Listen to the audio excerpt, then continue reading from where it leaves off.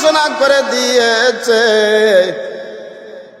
লা তাকনাতু মির রাহমাতিল্লাহ। বান্দারে, আমার রহমত থাকিয়া তুই বঞ্চিত হইস না। আমার দরবার থাকিয়া তুই নিরাশ হইস না।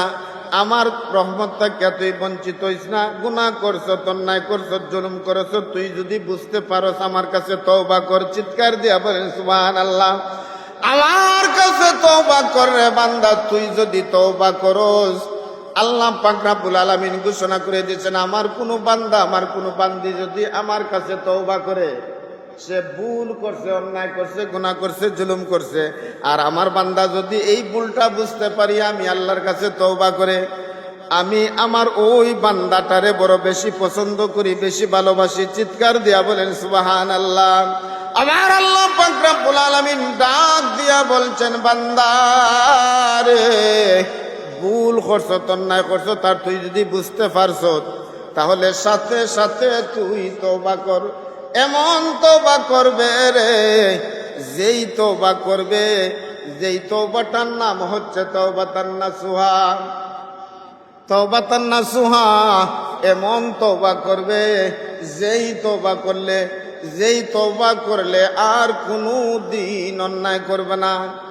যে এমন তওবা করবে রে, যেই তওবা করলে জীবনে যতদিন বেঁচে থাকবে আর কোনোদিন নামাজটা ছাড়বে না।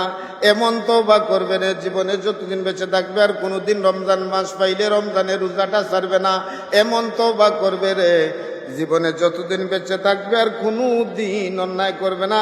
এমন তওবা করবে রে, জীবনে যতদিন বেঁচে থাকবে রে আর কোনোদিন চুরি, ডাকাতি, বদমাশি, জিনা করবে না। এমন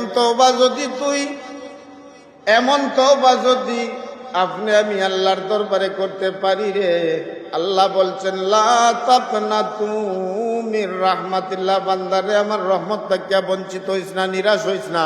তুই গুনাহ করছ, তওবা কর, তওবাতান নাসুহা পাঠ কর। খাঁটি তওবা যদি তুই করস রে বান্দা, আমি তোরে পছন্দ করমু।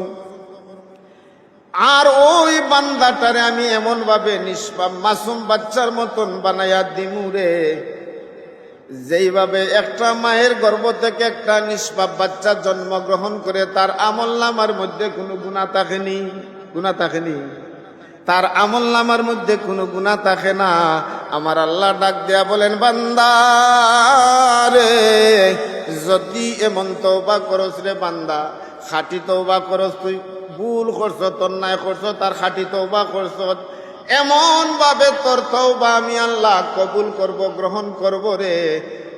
আর ও তওবার কারণে তোরে আমি এমন ভাবে নিষ্পাপ বানাইয়া দিমু, যেইভাবে মায়ের গর্ভ থেকে একটা নিষ্পাপ মাসুম বাচ্চা জন্মগ্রহণ করে, তার গুনাহ থাকে না, ওইভাবে তওবাকারীর আমলনামার মধ্যে চুল পরিমাণ আর গুনাহ থাকবে না। চিৎকার দিয়া বলেন সুবহানাল্লাহ।